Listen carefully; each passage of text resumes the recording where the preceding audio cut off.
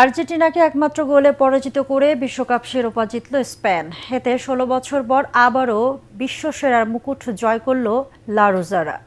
যুক্তরাষ্ট্রের মেটলাইফ স্টেডিয়ামে স্পেনের পক্ষে জয়সূচক গোলটি করেন বদলি খেলোয়াড় ফেরার তোরেস। ব্যর্থ হল আর্জেন্টিনা, আর তাতে টানা দ্বিতীয়বার বিশ্ব চ্যাম্পিয়ন হওয়া হল না মহাতারকা লিওনেল মেসিদের। পরাগারমানের রিপোর্ট। ফাইনালটা ঠিক ফাইনালের মতো হলো না, তবু দাপটের সঙ্গে খেলেই আর্জেন্টিনার স্বপ্ন ভঙ্গ করে দ্বিতীয়বার বিশ্বসেরা হলো ইউরোপিয়ান পাওয়ার হাউস স্পেন। তাদের আনন্দ দিনে রাজ্যের অন্ধকার আর্জেন্টিনা শিবিরে, আর শিরোপা জয়ের উল্লাসে উদ্বেল লুইস দে লা ফুয়েন্তের শিষ্যরা। টানা ৩৭ ম্যাচে অপরাজিত থেকে বিশ্বকাপের ফাইনালে উঠেছিল ফেভারিট স্পেন। আর যে রক্ষণভাগ তাদের শক্তির উৎস, সেই প্রাচীরই আর্জেন্টিনার দুর্বলতা। শুরুতেই প্রেসিং ফুটবল খেলতে থাকে লা রোজারা, ঝাঁপিয়ে পড়ে তারা আলবিসেলেস্তাদের ওপর। কিন্তু যুক্তরাষ্ট্রের প্রেসিডেন্ট ডোনাল্ড ট্রাম্পের উপস্থিতিও শুরুতে গোলের জন্য উজ্জীবিত করতে পারেনি দু দলকে। তবে স্পেনের গতির কাছে বারবার পরাস্ত আর্জেন্টিনা। কিন্তু প্রথমার্ধে খুঁজেই পাওয়া যায়নি লিওনেল স্কালোনির শিষ্যদের।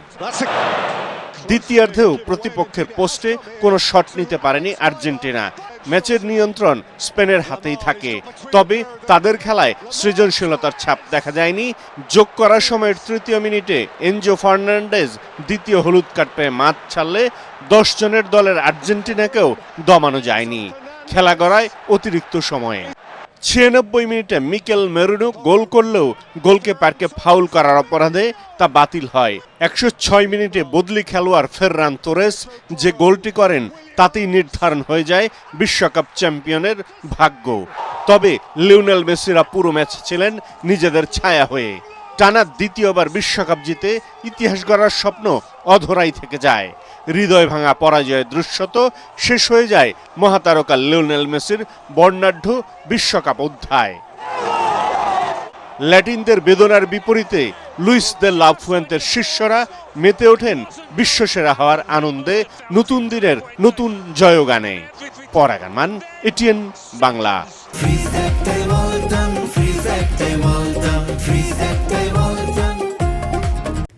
একটি গোল, আর তাতেই স্বপ্নভঙ্গ আর্জেন্টিনার।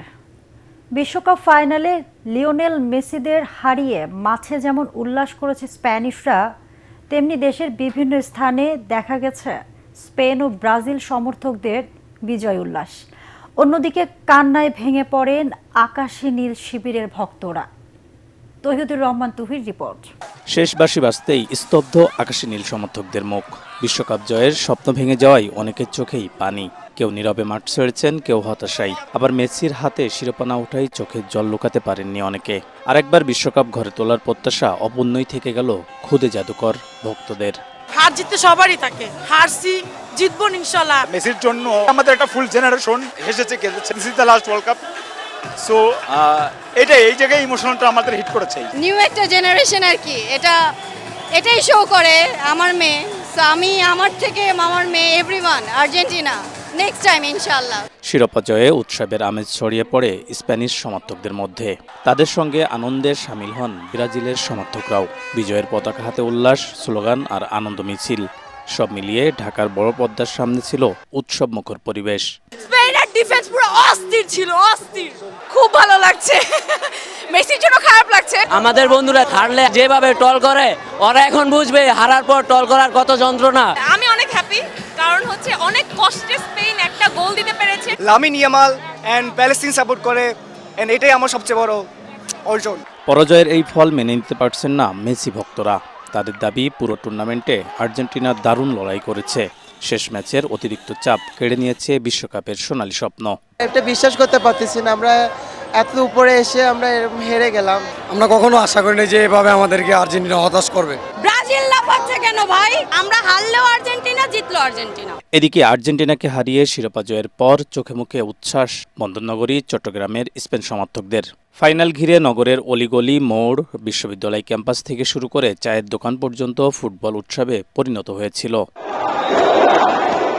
এক দলের উল্লাস, অন্য দলের অশ্রুর মধ্যে দিয়ে শেষ হলো আরেকটি বিশ্বকাপ। ফুটবলে জয় পরাজয় থাকলেও প্রিয় দলের প্রতি সমর্থকদের ভালোবাসা যে কখনো কমে না, সেটা আবারও প্রমাণ করল বিশ্বকাপের এই ফাইনাল। তৌহিদুর রহমান তুহি, এটিএন বাংলা, ঢাকা।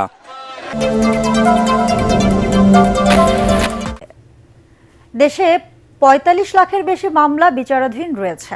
বিচারক, এজলাস সংকট সহ নানা কারণে দেশের বিচার ব্যবস্থায় দীনতা বিরাজ করছে বলে জানিয়েছেন আইনমন্ত্রী মোহাম্মদ আসাদুজ্জামান।